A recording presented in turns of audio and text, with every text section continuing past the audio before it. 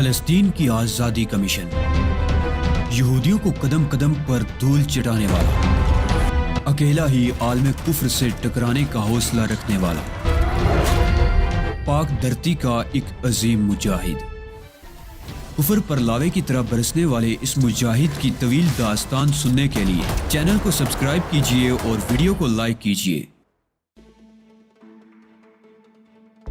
میں طویل گفتگو نہیں کرنا چاہتا، آپ نے جو منصوبہ بنایا ہے اسے آپ بالکل کینسل کر دیں۔ میں جنرل ٹیری سے ملاقات کروں گا اور اس کے بعد بہت مختصر وقت میں آپ کو کان کنی کے ٹھیکے کے کاغذات مل جائیں گے۔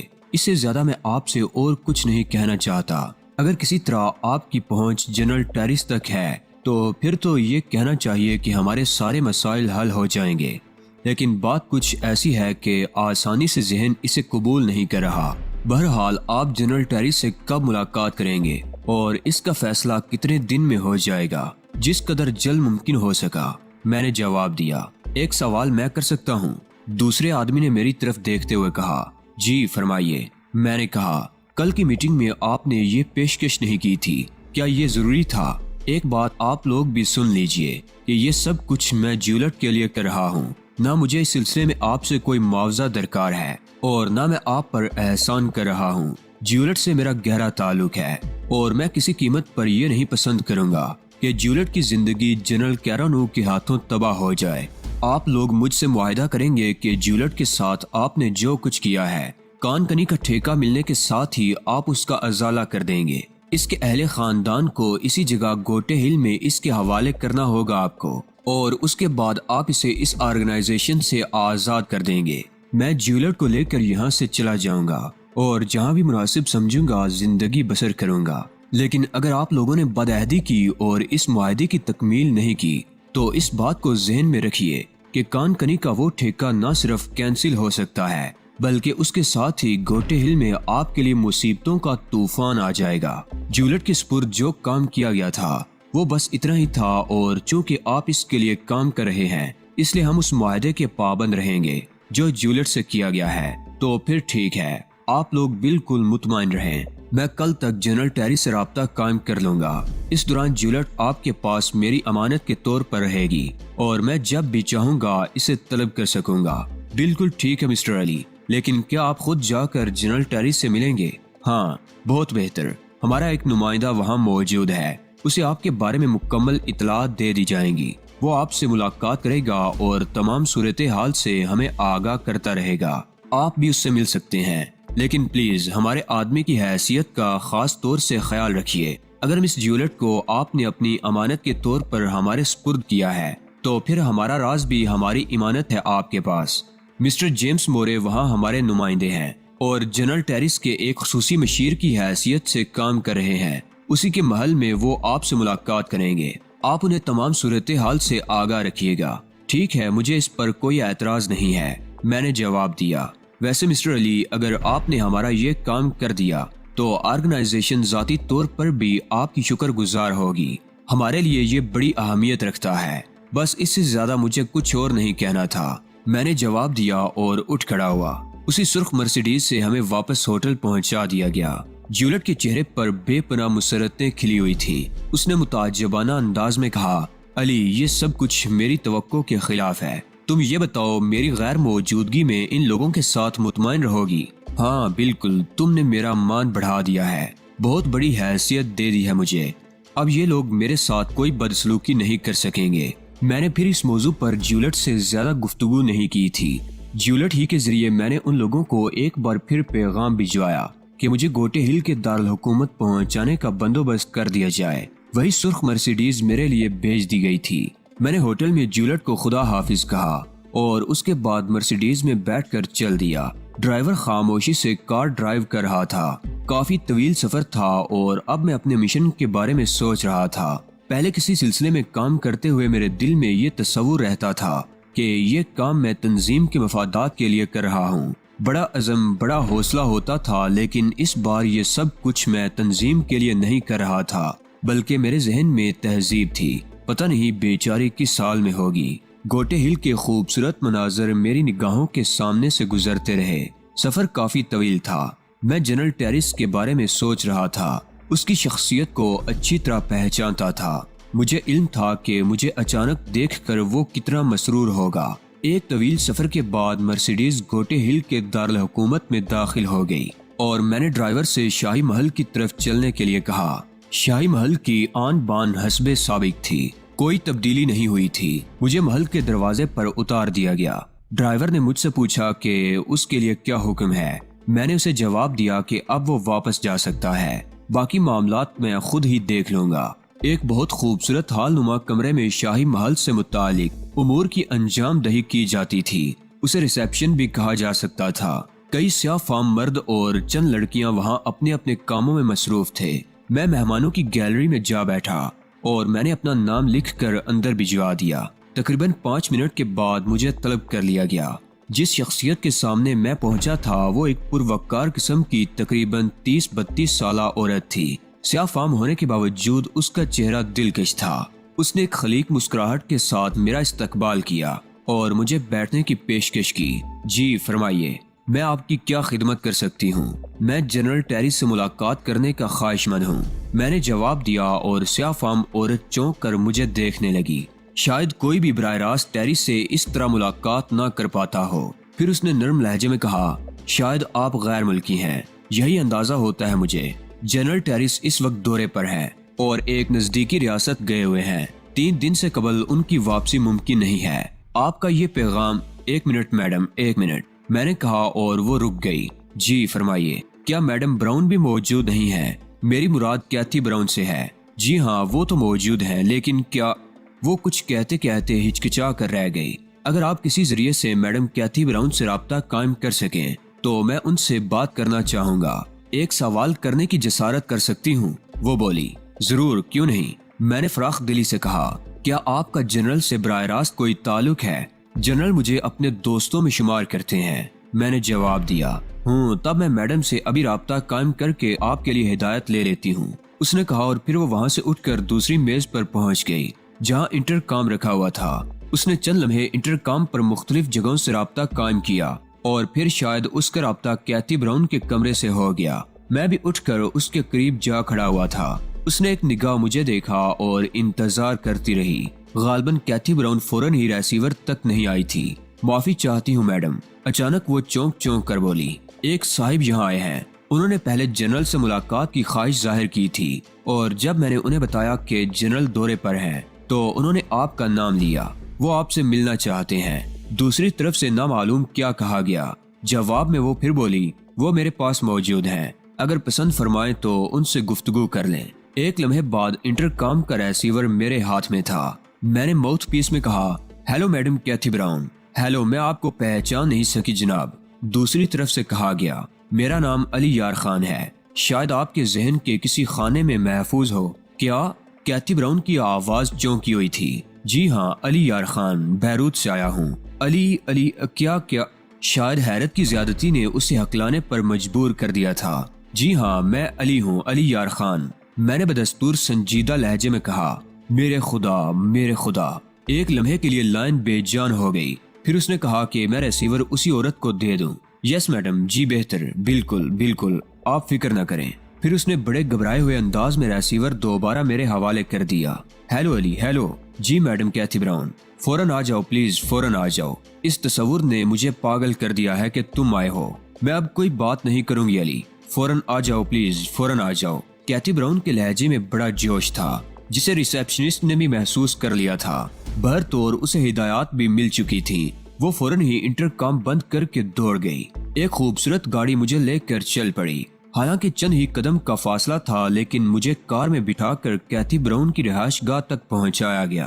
کیتھی براؤن ایک خوبصورت لباس میں ملبوس اپنی آرام گاہ کے بیرونی دروازے پر کھڑی ہوئی تھی۔ وہ قدرے موٹی ہو گئی تھی، اس پر نکھار بھی آ گیا تھا۔ میں جانتا تھا کہ اب وہ جنرل ٹیریس کی بیوی ہوگی۔ اطراف میں بہت فاصلے پر مسلح افراد کھڑے ہوئے تھے۔ کیتھی براؤن نے آگے بڑھ کر بڑے پرخلوص انداز میں مجھ سے مصافحہ کیا اور پھر میرا بازو پکڑ کر واپسی کے لیے مڑتی ہوئی بولی، تصور بھی نہیں کیا جا سکتا تھا علی کہ تم اتنی خاموشی سے گوٹے ہل میں داخل ہوگے اور یوں مجھ سے رابطہ قائم کرو گے۔ میں تو بڑی شرمندگی سی محسوس کر رہی ہوں۔ کیسی ہیں آپ میڈم کیتھی براؤن؟ میں اس کے ساتھ قدم بڑھاتے ہوئے بولا۔ जैसी भी हूँ तुम्हें नजर आ रही हूँ, समझ लो बिल्कुल ठीक हूँ। क्या मैं आपको मिसेस टेरिस कह सकता हूँ? यकीनन कह सकते हो। इसका मतलब है कि तुम हम लोगों से इस दौरान बिल्कुल ही लाइल्म रहे। हाँ, इस एतराफ से गुरेज नहीं करूँगा। कैथी ब्राउन मुझे अंदरूनी गोशे में ले गई और फिर एक खूबसूरत सजे हुए ड्राइंग रूम में बिठाते हुए बोली, यकीन करो अली, तुमसे हमें हमेशा बड़ी उल्फत रही और अक्सर तुम्हें मुख्तलिफ मौके पर याद किया गया। मैं शुक्रगुजार हूँ मैडम, बरतौर मुझे आपने काफी एजाज दिया है। कैसी बातें कर रहे हो अली, तुमने हमें हुकूमत दी है, कैथी ब्राउन ने कहा और मैं हंसने लगा। कैथी ब्राउन मेरी आमद से बेहद खुश थी। जनरल टेरिस के बारे में उसने बताया कि वो एक मुल्क के दौरे पर गया हुआ है, तकरीबन 3 दिन उसे वापसी में लग जाएंगे। फिर उसने कहा, मैं जनरल को फौरन ही तुम्हारे बारे में इत्तला दूंगी, मुमकिन है वो जल्द वापस आ जाए। अब इतनी जल्दी भी नहीं है मुझे। वो तो ठीक है, लेकिन जनरल मुझसे शिकायत करेंगे। तुम हमारे लिए एक बड़ी पुरसहर शख्सियत हो अली। कैथी ब्राउन बेपनाह खुशी का इजहार कर रही थी। मेरी रिहाइश के लिए महल के एक शानदार गोशे में बंदोबस्त किया गया और यहाँ बेशुमार मुलाजमीन को मेरी खिदमत पर मामूर कर दिया गया। उन लोगों ने बिलाशुबा अपनी दोस्ती का हक निभाया था और फिर मुझे जिस बात की उम्मीद भी नहीं थी वही हो गई। यानी उस रात 4:30 बजे जनरल टेरिस वापस आ गया और सुबह को जब मैं नाश्ते की मेज पर पहुंचा तो जनरल मेरा मुंतजिर था। उसने बड़े पुरजोश अंदाज में मुझे गले लगाया था। खुशी के कलमात और रस्मी गुफ्तगू जारी रही। उसी दौरान हमने नाश्ता किया। जनरल टेरिस मेरी खैरियत मालूम करता रहा। मैंने उसे उसके मुल्क के हालात पूछे। मुल्क के मामलात में तो ऊंच नीच चलती ही रहती है। वैसे थोड़ी सी उलझने हैं अभी मेरे लिए, लेकिन इस कदर नहीं कि मुझे परेशान कर दें। मैंने तकरीबन तमाम निजाम संभाल लिया है और सरकारी कारोबार जारी है। तुम सुनाओ अली, तुम्हारी मसरूफियात हस्बे मामूल जारी है या कोई तब्दीली पैदा हुई है इनमें? मैं मुस्तकिल मिजाज आदमी हूँ, वही सब कुछ कर रहा हूँ जो करता आया हूँ। Good, very good. वैसे तुमने वाकई हम पर बड़ा एहसान किया था अली, और हम हमेशा इस सिलसिले में तुम्हारे ममनून रहेंगे। नहीं जनरल, जब तुमने मुझे अपनों में शामिल कर लिया है तो फिर इन बातों की क्या गुंजाइश है। दोपहर को खाने पर बहुत से अफराद थे। उन्हीं में मेरी मुलाकात जनरल कैरानू से कराई गई। जनरल कैरानू एक दराज कामत मकामी आदमी था, लेकिन उसके चेहरे से कीना तोजी झलकती थी। वैसे भी शातिर शख्सियत का मालिक मालूम होता था। वहीं पर मेरी मुलाकात एक बंदरों जैसी शक्ल वाले सफेद फार्म से कराई गई, जिसका नाम जेम्स मोरे था। जेम्स मोरे ने मेरा हाथ अपने हाथ में लिया तो देर तक दबाए रहा। मैं जानता था कि उसे मेरी शख्सियत के बारे में मुकम्मल मालूमात फराहम कर दी गई होंगी। वो चेहरे से बहुत मुतमईन नजर आ रहा था। जनरल कैरानू के अंदाज से भी कोई खास बात नहीं झलक रही थी। शाम को चाय की मेज पर अलबत्ता ये अफराद मौजूद नहीं थे, सिर्फ कैथी ब्राउन और जनरल टेरिस थे।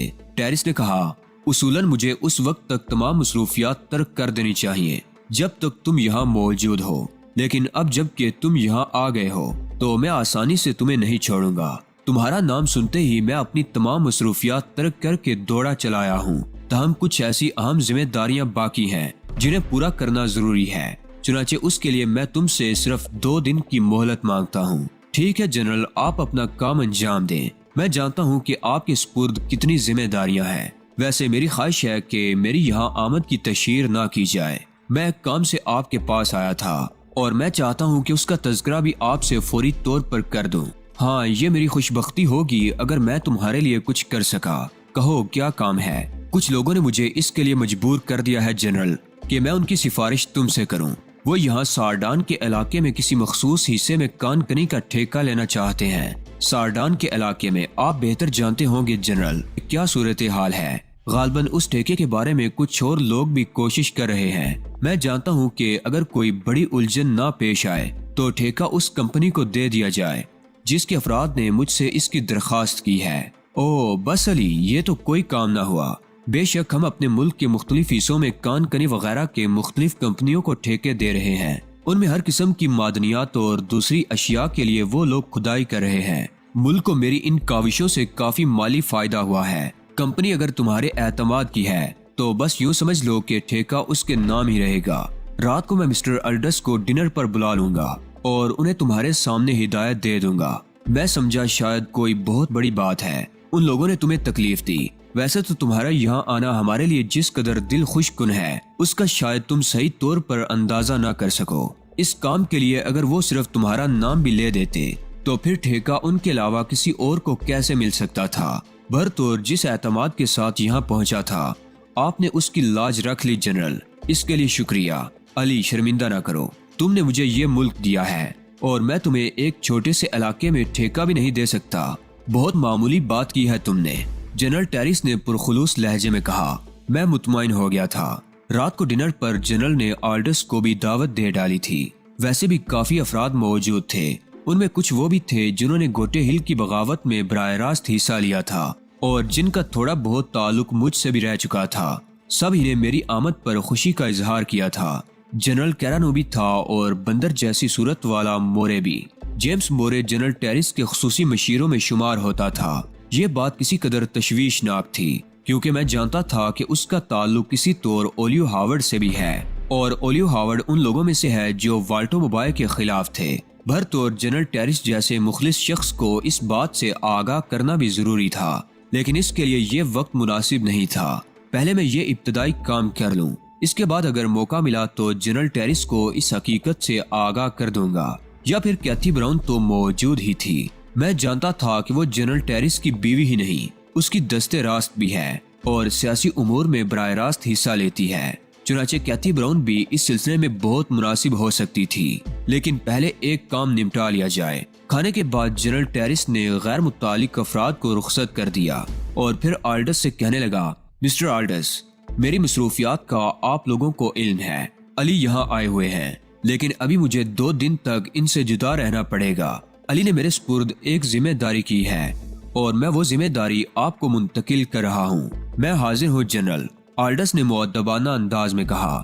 سارڈان کے کسی مخصوص علاقے میں پہاڑیوں میں کان کنی کا کوئی ٹھیکہ دیا جاتا ہے جس کی اطلاع یقیناً آپ کے پاس موجود ہوگی۔ سنا ہے مختلف کمپنیاں اس ٹھیکے کے حصول میں دلچسپی لے رہی ہیں، لیکن کوئی ایک کمپنی ان میں سے ایسی بھی ہے جس کی سفارش مسٹر علی کرنا چاہتے ہیں۔